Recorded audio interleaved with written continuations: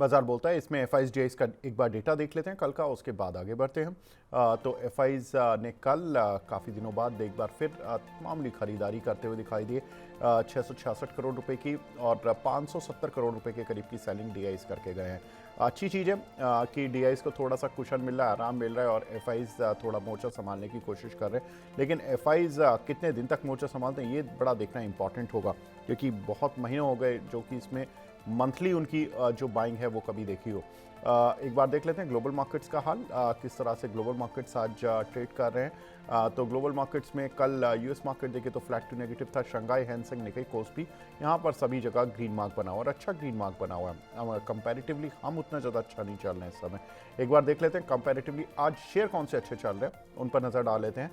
Top gainers कौन से हैं, तो एफएसएल यहाँ पर करीब 14% का उछाल, सोनाटा सॉफ्ट करीब 14%, जीएमडीसी, एनएलसी और आशापुरा माइंड कैम, इन सभी में करीब 7 से 11% तक का उछाल देखने के लिए मिल रहा है। एक बार देख लेते हैं कौन से काउंटर हैं आज जो लूजिंग साइड पर हैं। टॉप लूजर्स, तो उसमें तेजस नेटवर्क आफ्टर रिजल्ट्स, यहाँ पर काउंटर 4% नीचे। स्टरलाइट टेक, ईपीएल, एस्ट्रल और जी एंटरटेनमेंट, इन सभी में 3 से 3.5% की गिरावट देखने के लिए मिल रही है। अब आगे बढ़ते हैं कुछ खबरों की तरफ। और देखिए खबरों में जो सबसे इम्पोर्टेंट खबर वैसे तो ग्लोबल फ्रंट पे वही रहती है जो डोनाल्ड ट्रंप और ईरान के बीच चलती है। लेकिन आज हम शुरू थोड़ी सी दूसरी खबर से करेंगे। कल हमने देखा था कि अमेरिकन मार्केट में जो नैस्डैक था उसमें अच्छी तेजी थी और वहाँ पर टेक शेयरों में अच्छा रुझान बनता हुआ दिखाई दिया। वहाँ पर जो माइक्रोसॉफ्ट का शेयर है और जो ओरेकल फाइनेंस जैसे शेयर हैं उनके शेयरों में 4 से 5% तक का उछाल देखने के लिए मिला। समीर सर, मैं आपसे जानना चाहता हूँ, ये जो टेक शेयरों का जो खराब दिन थे वो अभी पूरे हुए हैं, प्राइज इन हुए हैं खराब खबरें, या अभी भी कुछ बचा है? कौन से स्टॉक्स में विवेक? सर आईटी स्टॉक्स में। सो आईटी पे मेरा view for the last about 3 to 4 months has been कि अभी यहाँ से डाउनसाइड बहुत कम दिख रहा है, right? Hmm. It is a defensive bet. और हम लोग ने, hmm. If you remember Vivek, I had a word with you कि आप अगर इनको इन्वेस्ट करने चाहते हैं तो hmm. Invest from a view कि आपके एफडी से आपको बेटर रिटर्न मिलेगा। क्यों? हम्म। क्योंकि 5% आपको डिविल्ड मिलेगा एंड मे हम्म। बी 6-7% आपको स्टॉक अप्रिसिएशन मिलेगा। हम्म। So you can walk away 12-12.5% return maybe for the next 1 or 2 years CAGR, hmm. uh, hmm. till we get more clarity. हम्म। क्योंकि एक चीज है, people are still not sure and neither are we whether AI is going to lead to negative top line growth. हम्म। फिलहाल तो जो order book TCS का एक result आया हुआ था, what we can see is कि ऑर्डर इनफ्लो काफी स्ट्रांग रहा है। हम्म। बट कांस्टेंट करेंसी में if you looked at it, revenue में एक्चुअली डी ग्रो हुआ। सो आपके पास ऑर्डर्स आ रहे हैं but you are not able to grow your revenue, so it's kind of a disconnect. आपको कैसे now we need to see कि वेदर ये जो एआई अडॉप्टेशन होता है तो how much Indian IT companies की जो ट्रेडिशनल बिजनेसेस है will get affected. Indian IT companies को यूज करना ही पड़ेगा बिकॉज कॉर्पोरेट्स कैनॉट, यानी कि आज I am just giving example Sameer Dalal का, हमारा स्टॉक ब्रोकिंग फर्म है, हमारे पास पीएमएस के सॉफ्टवेयर है, बैक ऑफिस सॉफ्टवेयर है, all of that software they say AI वो सब बिल्ड कर सकते हैं। पर वो बिल्ड करके मैनेज करके it's not possible for us as an in house to do it, we have to have external vendors.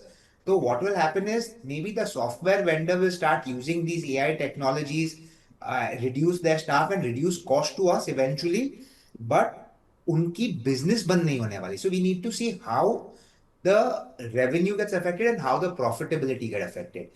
तो मेरे हिसाब से till that transition जो period है over the next 2 years जहां clarity emerge होगी, ये stocks आपको anywhere between 10 to 12% रिटर्न देंगे। But if AI adoption in IT और एआई इंटीग्रेशन जो कॉर्पोरेट्स करेंगे बढ़ेगा, then hmm. that is when I think Indian IT companies 2 years or maybe 2.5 years down the line जो implement कर सके हैं, who have been able to get the right tax, वो stocks बढ़ना शुरू होंगे। So it's too early to call कि who is going to be the winner in this entire AI chase. But अगर हम बेट करना चाहते हैं तो easiest way to bet is on the large caps, TCS, Infosys, HCL tech, क्योंकि they have the client reach and they can do the tie-ups with the AI services and do the implementation. तो from near term perspective 12% return ज्यादा नहीं आएगा. From a longer term we have to review maybe a year and a half from today. ठीक है। Sharad sir, आपकी बात उस समय अधूरी रह गई थी क्योंकि कुछ इंटरनेट कनेक्शन में एरर आ गया था। सर, उस बात को पूरा करते हुए साथ ही आईटी में आपका काउंटर जो भी फेवरेट हो वो आप बता दीजिए। ठीक। सो देखिए, मैं यही डिस्कशन कर रहा था कि जो निफ्टी का आप अगर लेवल देखें तो बैंक निफ्टी में एक सप्लाई जोन है 57,097, 57,780. क्या है ये? 9 मार्च और 2 मार्च के वीक का गैप, जहां से बाजार गिरा था, वहीं पर हम ट्रेड कर रहे हैं. 50 और 60 डे एक्सपोनेंशियल मूविंग एवरेज के ऊपर हमारा प्लेसमेंट है. जब तक 55,970 का जोन ब्रीच नहीं होगा, तब तक मुझे नहीं लगता कि एक गिरावट आएगी. उसके गिरने के बाद ही आपको में गिरावट देखने को मिलेगी. अदरवाइज मुझे लगता नहीं कि यहाँ पर एक आपको कोई गिरावट देखने को मिलेगी. बिसाइड्स अगर आप डेरिवेटिव्स डेटा भी देखें तो एफआईआई ने करीब 10,000 कॉन्ट्रैक्ट स्टॉक फ्यूचर्स में शॉर्ट काट लिए और इंडेक्स में करीब 7,000 कॉन्ट्रैक्ट शॉर्ट काट लिए. शॉर्ट पुट बनाया, लॉन्ग कॉल नहीं बनाया. मतलब अभी बाजार ऊपर नहीं है क्योंकि निफ्टी में ऊपर सप्लाई जोन कंस्ट्रेंट्स हैं. कहां पर है वो? ब्रीच होता दिखा है 24,300. क्या है ये? 9 मार्च वीक का ब्रेकडाउन, जहां से बाजार शार्पली गिरा था. आज हम 50-60 डे एक्सपोनेंशियल मूविंग एवरेज के ऊपर खुले. लगता है 3-3.5% का यहाँ पर मूव और रहेगा 24,990 की तरफ. एक बात हो सकता है कल ये मूव आए, कल या परसों में मूव आ जाए. कोई भी गिरावट होती है 24,075 के नीचे, तभी शॉर्ट्स आएंगे, वरना तब तक शॉर्ट नहीं. बिल्कुल ठीक है सर। हम अगली खबर की तरफ बढ़ते हैं। अमेरिका ईरान टेंशन, देखिए सीज फायर टॉक्स को लेकर जैसा समीर सर भी बता रहे थे कि डेडलाइन बढ़ाने पर बातचीत हो रही है और दोनों देशों की तरफ से अलग अलग स्टेटमेंट आ रहे हैं। कुछ लोग कह रहे हैं कि जो नेक्स्ट वीक डेडलाइन, जो पहले सीज फायर की जो डेडलाइन है वो नेक्स्ट वीक पूरी हो रही है, उसके बाद इसको आगे और 14 दिन के लिए एक्सटेंशन करने की बातें अब नहीं आ रही हैं। उसमें आ रहा है कि अमेरिका तो तैयार है, ईरान की साइड से भी कुछ कुछ स्टेटमेंट इस तरह के आए हैं, वो अनऑफिशियल हैं या ऑफिशियल, अभी उसका ऑथेंटिकेशन पूरी तरह से नहीं हुआ है कि वो भी सीज फायर की डेडलाइन को आगे बढ़ाने पर विचार कर रहे हैं या नहीं कर रहे हैं। तो दोनों साइड से जब ये बातें आ जाएंगी तो हो सकता है कि सीज फायर की डेडलाइन आपको बढ़ती हुई दिखाई दे और ये मार्केट को थोड़ी सी टेंशन ईज करेगा, क्योंकि बातचीत के जरिए हल निकालने पर जोर है। पाकिस्तान के आर्मी चीफ भी ईरान पहुंच गए हैं, तो वो कुछ ना कुछ बातचीत के जरिए हल निकालने की बात कर रहे हैं हॉर्मुज को लेकर, लेकिन दोनों पक्षों में अभी भी टेंशन बरकरार है। समीर सर, आप को लगता है कि क्रूड ऑयल ने जो $119 का हाल फिलहाल वाला जो हाई बनाया था वो वही हाई रहेगा अभी जब तक ये बातचीत का दौर और ये सारी टेंशन, केवल टेंशन चल रही है? अगर ये दोबारा वॉर में जब तक कन्वर्ट नहीं होता है, जब तक ये जो 119 वाला है वही हम मान के चले? तो honestly Vivek ji, very difficult to predict क्या होने वाला है, बिकॉज एक आदमी जो वॉर में है वो सुबह उसकी वाइफ के साथ शायद फाइट करके उठ के कुछ नेगेटिव बोल देता है और फिर शाम को वाइफ अच्छा कुछ बोल देती है तो बोलता है सब खत्म होने वाला है. So I don't know how eventually things will play out. But having said that, जो एक बहुत दो दो पॉइंट ऑफ कंटेंशन है, right, for this cease fire.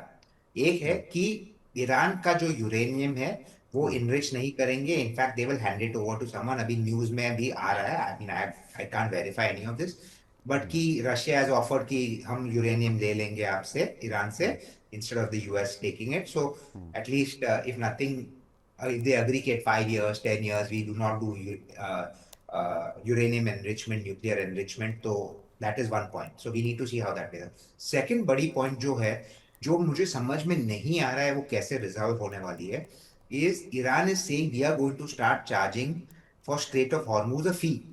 And this, ये जो पैसा आएगा वो हमारे रीडेवलपमेंट के लिए जाएगा जो हमारा नुकसान हुआ है फॉर द वॉर. यूएस बोलती है नहीं, it has to be open freely. I don't know ये अग्रीमेंट कैसे कर पाएंगे, नहीं कर पाएंगे.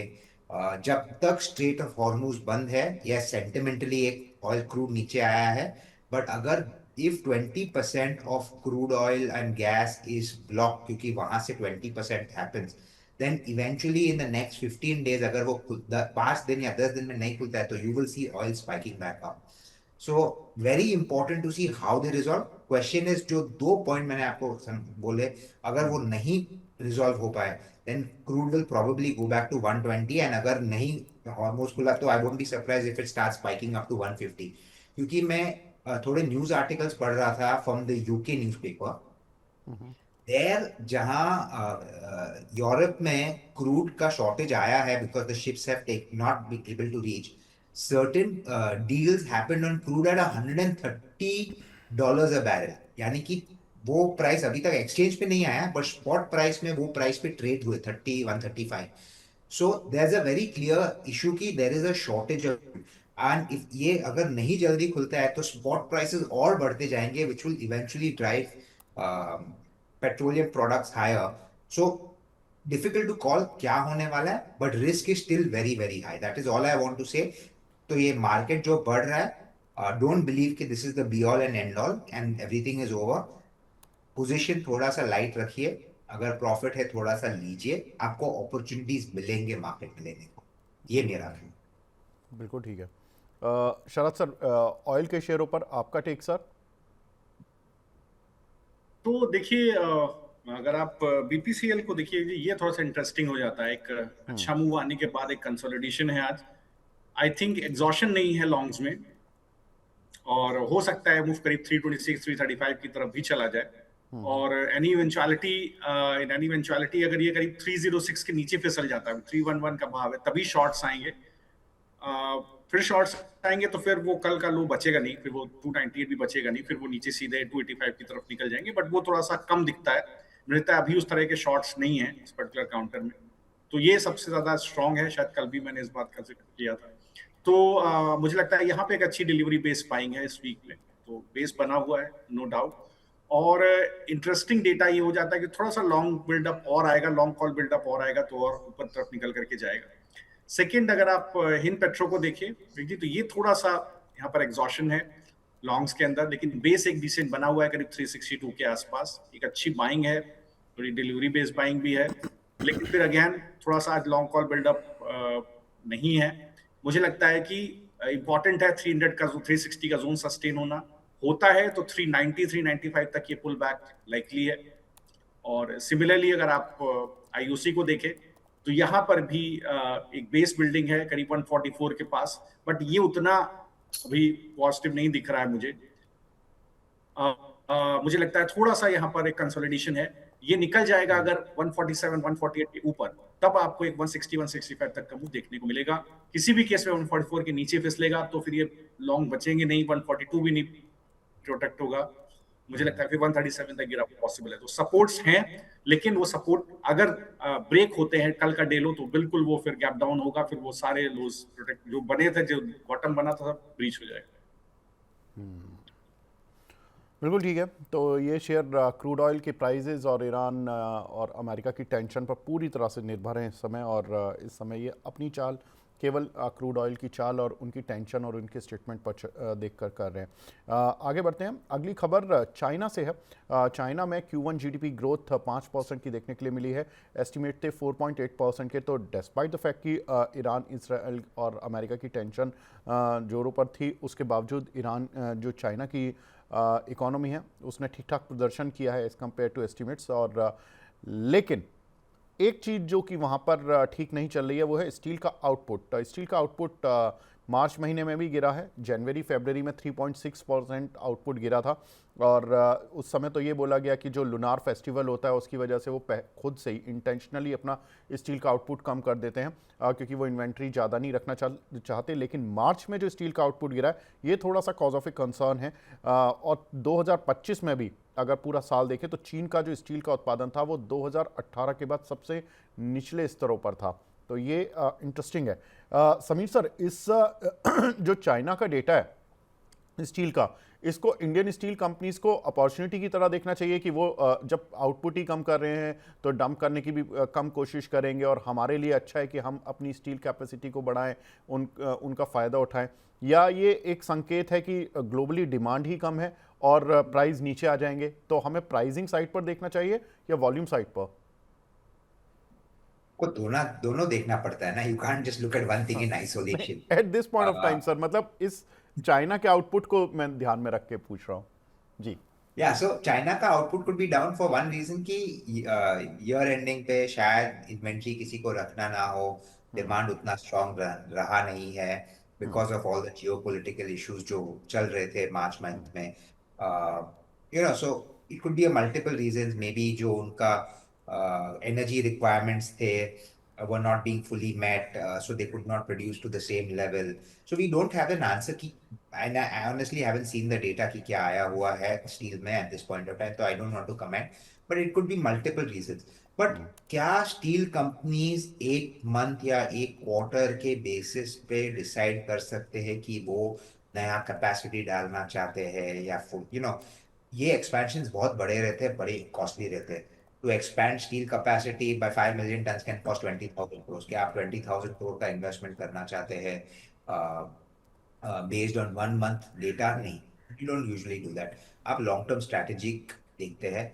एंड द फैक्ट रिमेन्स कि इंडिया में अभी भी इंपोर्ट पे ड्यूटी लगती है, एंटी डंपिंग ड्यूटी लगती है, which tells you that steel prices artificially India में inflated है because Indian government is protecting steel companies in India. और वैसे सिनेरियो में to say कि go out and buy steel outright, I don't think so.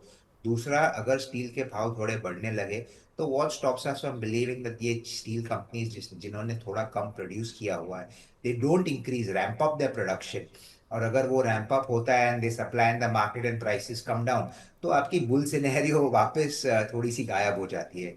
So for me at this point of time, मैंने हमेशा कहा है and I continue to hold this view कि जब भी कमोडिटी साइकिल बुल मार्केट में है and if you see stocks इतने रन अप हो चुके हैं, it becomes difficult to invest from here because bull, ये जो कमोडिटीज बुल मार्केट है is kind of self killing itself, क्योंकि और कैपेसिटी और प्रोडक्शन बढ़ता है which automatically brings prices down. जो कैपेसिटी बंद रही थी because they had higher cost of manufacturing, वो production comes back into stream. So given it's a क्या बोलते हैं, self killing नहीं but self adjusting kind of industry, and demand growth is not expected to be phenomenal या exceptional over the next 2 years. तो I would stay away from steel industry at this point of time. एक commodity जहां हमारा थोड़ा सा bullish view रहता है but from a 1.5 year to max 2 year kind of point of view for the time being is aluminium. और क्यों ये पॉजिटिव व्यू आ रहा है? क्योंकि मिडिल ईस्ट में 2 बड़े स्मेल्टर्स थे एल्यूमिनियम के which used to supply to the US, जहां पे ये वॉर में थोड़ा सा डैमेज हुआ है प्लांट को. वो प्लांट को getting back on stream will take at least a year and half. तो थोड़ा सा सप्लाई ऑफ रिफाइंड एल्यूमिनियम कम हुआ है. द प्रोबेबिलिटी इज कि जो रिफाइनर्स है एल्यूमिनियम के, उनको थोड़ा सा बेनिफिट आ सकता है. हिंडाल्को एक प्ले है जो फुल्ली वर्टिकली इंटीग्रेटेड है, इसके वजह से ये स्टॉक भी थोड़ा सा बढ़ रहा है. And if prices can remain high for may be a years period, क्योंकि ये सप्लाई शॉक आया हुआ है, the stock can move forward. But यहाँ से फिर you're investing at this price, आपको रिस्क रिवॉर्ड अगर आप 3 years पॉइंट ऑफ व्यू से देखेंगे तो उतना अच्छा नहीं है. सो अगर आपको इन्वेस्ट करना है तो invest from a year and a half point of view. If you get your 15% return, यानी कि यहाँ अभी आई थिंक 1000 का रेट है कुछ, अगर 1000 से 1150 170 तक जाता है तो I would say book your profits and get out, because this kind of, अगर इतने हाई प्राइसेस एल्यूमिनियम के रहे, at some point or the other more production will come from somewhere. New mines, जो mines बंद पड़ी है वो भी start हो जाएगी. Supply will come through eventually. Sharad sir, आपने कल एक स्टॉक बताया था JSW स्टील, जिसका स्ट्रक्चर आप कह रहे थे कि बहुत ही स्ट्रांग लग रहा है आपको. Sir, JSW steel versus Tata steel, अगर मैं short term versus long term play करना चाहूँ तो आपको कौन सा ठीक लग रहा है? देखिए, ये पर्टिकुलर काउंटर अगर आप JSW स्टील को देखेंगे तो अभी भी यहाँ पर पर्टिकुलरली मुझे शॉर्ट्स बहुत ज्यादा नहीं दिखते. मुझे लगता है कि अगर बाजार में किसी तरह का कंसोलिडेशन ब्रेकआउट रहता है प्रीवियस जोन्स का, तो यहाँ पर एक पुल बैक रैली आएगी. दैट माइट बी टुवर्ड्स 1325 1390 के जोन तक, और माइट टेक सम टाइम, 2 से 3 क्वार्टर्स इसके अंदर लग सकते हैं. लेकिन एक नॉच ये बेटर हो जाता है. As I said, this is one of the best, chartically this is very nice. अगर आप टाटा स्टील को देखें तो यहाँ पर एक राइजिंग चैनल ब्रेकआउट मिलता है 199 के ऊपर. चार्ट ये भी अच्छा है, बट अगर आप देखें तो अगर ये 210 के ऊपर निकलने में सस्टेन होता है, जहां पर अभी ये ट्रेड कर रहा है, जो इसका ऑल टाइम हाई जोन भी है, तो इसका अगला लेवल बनता है 224 और 264, 224 264. अगर आप पिछले 4-5 सप्ताह का प्राइस एक्शन देखें तो टाटा स्टील को एक लेवल ऊपर मैं मानूंगा प्राइस एक्शन बेसिस, जो पिछले 3-4 सप्ताह का प्राइस एक्शन है।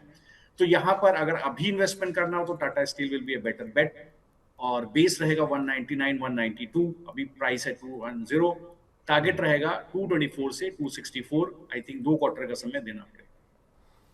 ठीक है। आज एक काउंटर जिसने कि टॉप गेनर्स की लिस्ट में धमाका किया हुआ है वो है एचडीबी फाइनेंशियल, एचडीएफसी की फाइनेंशियल आर्म, जहां पर कि नेट इंटरेस्ट इनकम 22% का जंप देखने के लिए मिला नेट इंटरेस्ट इनकम में, और पैट में करीब 41% का जंप देखने के लिए मिला, और अच्छी एक ओवरऑल एसेट क्वालिटी में इम्प्रूवमेंट था, ओवरऑल ग्रोथ कंपनी की अच्छी रही, और ये काउंटर ऑलमोस्ट 600 रुपये से चल के पिछले 2 दिन में ट्रेडिंग सेशन में 700 आज 23 का हाई लगा है इस काउंटर पर, और अभी भी 690 करीब 7% ऊपर काउंटर ये चल रहा है।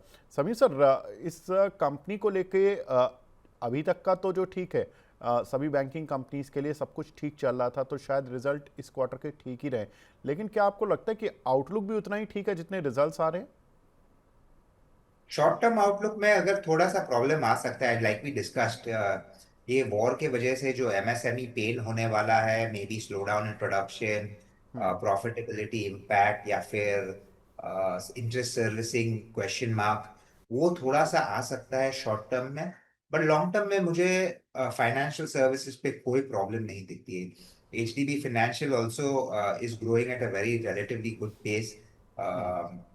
उन्होंने एक्चुअली ये क्वार्टर में न्यू एक्सपेंशन दिया, which is a very good positive. अगर they can sustain this kind of momentum, जहाँ क्रेडिट कॉस्ट भी कम होती है, क्योंकि अभी gross NPAs are down I think to 2.4 या 2.5, can't remember the exact number, और यानी कि अभी प्रोविजन भी काफी कर दिए, तो प्रोविजन कवरेज रेशियो के लिए भी उन्होंने ज्यादा प्रोविजन। तो profitability if it keeps increasing then people will look at a rerating for this stock. तो यहाँ से बढ़ सकता है। एंड लाइक आई सेड, अगर लॉन्ग टर्म इंडिया स्टोरी को सस्टेन करना है, so you need capital investment, तो वो बैंकिंग से ही आएगा।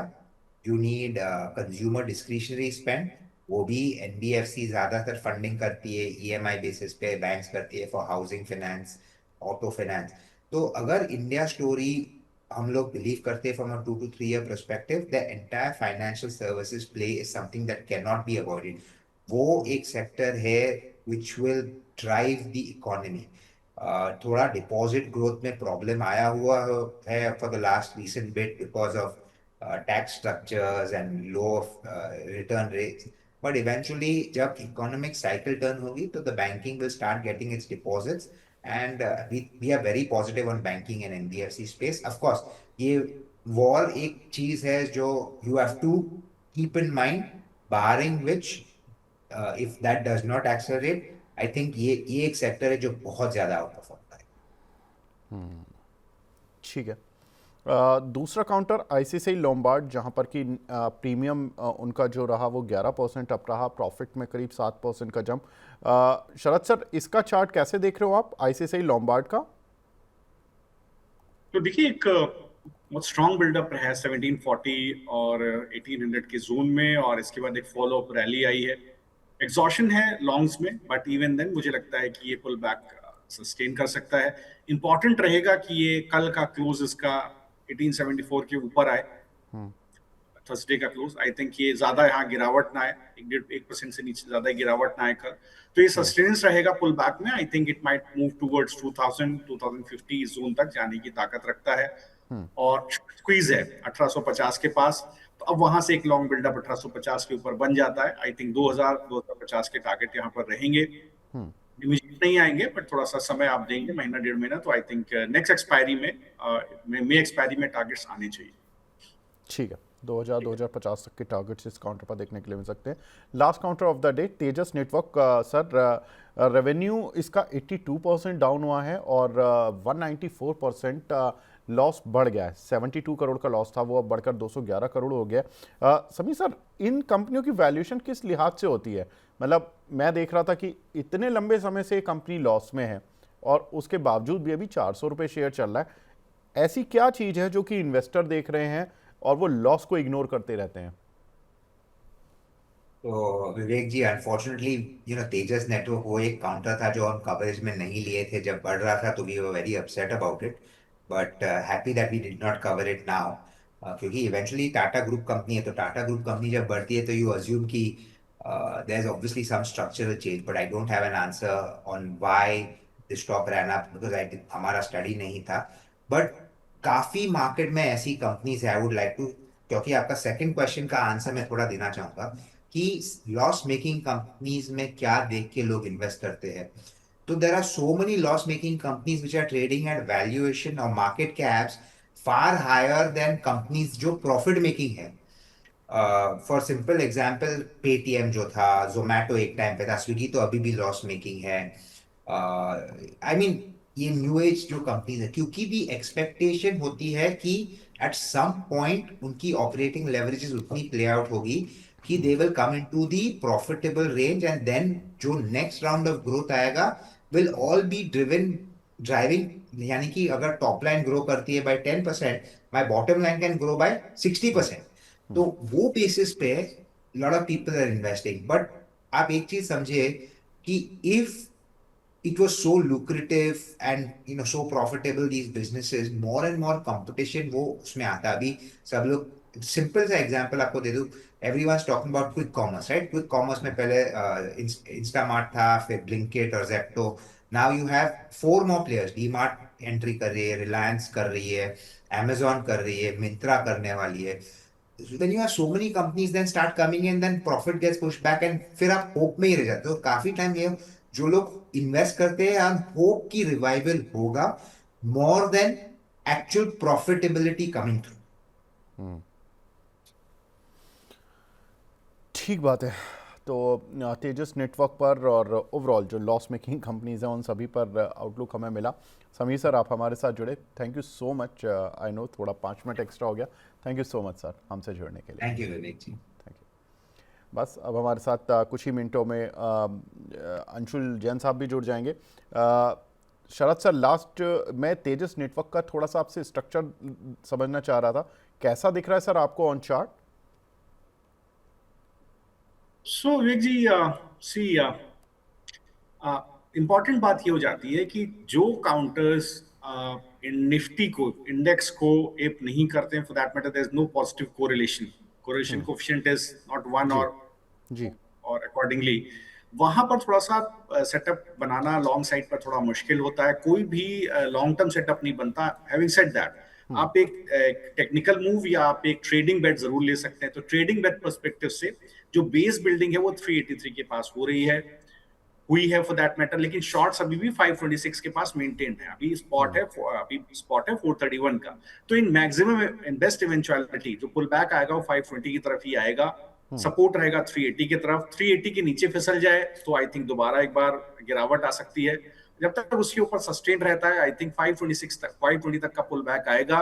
कैविएट ये रहेगा कि निफ्टी में ऊपर की तरफ ब्रेकआउट आना चाहिए, 2 मार्च के शॉर्ट्स कटने चाहिए जो कटने के लगभग आसपास हैं। तो मुझे लगता है वहां पर भी पुल बैक आएगा, तो हो सकता है 520 526 की तरफ 500 520 की तरफ निकल जाए। ठीक है, ठीक है Sharad sir, thank you so much. अब मुलाकात करते हैं सर आपसे 12 बजे, तो बढ़िया मुलाकात होगी। एफ&ओ की आप देख लीजिए सर, तैयारी कर लीजिए। Very nice trading day, thank you. Thank you sir. अब हमारे साथ अंशुल जैन साहब जुड़ चुके हैं। जैन साहब, गुड मॉर्निंग। अरे जैन साहब, हाँ, अब आई आवाज। जैन साहब, कहाँ लग रहा है निफ्टी? ये 24,300 बड़ी चर्चा में है, 24,300 पार होके ट्रेड तो कर रहा है, टिक पाएगा या नहीं टिक पाएगा, क्या लग रहा है? तो देखिए 24,300 के लेवल की हमने बात लगभग की थी मंडे को जब गैप डाउन खुले थे 20 डे मूविंग एवरेज पे, कि स्विंग हाई और गैप है 24,303.8, 24,303.8। ये टारगेट कल ऑलमोस्ट आते आते रह गया था, आज फाइनली आ गया। आज ओपन हाई के साथ आया तो थोड़ी सी प्रॉफिट बुकिंग देखने के लिए मिल सकती है। प्रॉब्लम वहां नहीं है, प्रॉब्लम है बैंक निफ्टी पे। बैंक निफ्टी कल और आज दोनों दिन फॉलिंग 20 वीक मूविंग एवरेज पे आके अटका है एट 56,750। तो बैंक निफ्टी यहाँ पे कंसोलिडेशन 4-5 दिन की दिख रही है, जहाँ पे 20 डे मूविंग एवरेज कैचअप होगा और उसके बाद कोई अपसाइड दिखेगी। तो अगले 3 से 4 दिन मेरे को इंडेक्स फ्रंट पे अगर आप ट्रेड कर रहे हैं तो आपके लिए बहुत चैलेंजिंग होने वाला है। और ये बात मैं लगभग 3 हफ्ते से कहते आ रहा हूँ कि इंडेक्स से बाहर ट्रेड ढूंढिए, mid cap, small cap, micro cap में ट्रेड ढूंढिए, वहां पे जबरदस्त बाइंग है। और रिलेटिव स्ट्रेंथ वाले काउंटर्स ढूंढिए जहां पे पीछे फुल वॉल्यूम बने हुए हैं, उन काउंटर्स को ढूंढिए, उनमें ट्रेड कीजिए। वहां पे बेहतरीन मूव चल रहा है तो वहीं पे फोकस आपका होना चाहिए। इंडेक्स को as a reference point use कर सकते हैं, बट इसके अलावा और कुछ नहीं। इंडेक्स में अभी अगले मेरे को 4-5 दिन बहुत चैलेंजिंग फेज आते हुए दिख रहा है। चैलेंजिंग फेज से मेरा मतलब ये है कि ट्रेडिंग में आपको चैलेंजिंग फेज रहेगा, ट्रेंड में कोई दिक्कत नहीं है, ट्रेंड एज इट इज ऊपर का है, कंसोलिडेशन के बाद फिर ऊपर चला जाएगा। आपको याद होगा जब ये युद्ध अपने चरम पे था तब ये बात चल रही थी कि रशिया से फर्टिलाइजर नहीं आएगा, वहां से तेल नहीं आएगा, यहाँ से आटा दाल चावल गेहूं नहीं आएगा, वहां से राशन पानी नहीं आएगा। मैंने तब भी आपको मंथली चार्ट खोल के दिखाया था निफ्टी का कि आप मंथली चार्ट खोल के देख लो, इसमें आपको सब प्राइम क्राइसिस से लेके और फलाना ठिकाने से लेके सब दिख जाएगा। क्योंकि एनएससी 96 में आया था, तब से चार्ट थे मेरे पास, तब ये आर्ग्यूमेंट आया कि इसमें गल्फ वॉर नहीं था, उसके पहले का ग्रेट डिप्रेशन नहीं था और फलाना ठिकाना नहीं था। मैंने आपको डाउ जोन्स का मंथली चार्ट खोल के दिखा दिया था 1880 1883 से। डाउ जोन्स का मंथली चार्ट देख लीजिए, जितनी चीजें हो सकती हैं सारी चीज हो गई हैं और ट्रेंड ऊपर का है। अब आप दृष्टि दोष है तो आप इसको उसकी तरह आपदा की तरह देख सकते हैं, और अगर ऑप्टिमिस्टिक आदमी है मेरी तरह से तो आपदा में आप अवसर देख सकते हैं। तो आप इसको आपदा देख रहे हैं या अवसर, उस पर डिपेंड करेगा। मैं अवसर देख के चल रहा हूँ तो रिलेटिव स्ट्रेंथ वाले काउंटर्स हम रेगुलर बाय कर रहे हैं, उनमें अच्छी टारगेट्स भी अचीव हो रहे हैं। तो अगर आप वो प्ले कर सकते हैं, और मेरा सजेशन है कि अगर इन 3 हफ्ते में आपने mid cap small cap miss किया है, एक बार स्ट्रेटेजी अपनी रिव्यू कीजिए, क्योंकि बहुत ज्यादा जरूरत है आपको इस चीज की। आपको सिस्टम बिल्ड करना बहुत जरूरी है ऑन रिलेटिव स्ट्रेंथ। गिरते मार्केट में ये आपको बाहर रखेगा क्योंकि आपके स्कैनर में चीजें आएंगी नहीं, बढ़ते मार्केट में आपको ये फटाफट बाउंस बैक में ही अच्छे स्टॉक्स दे देगा।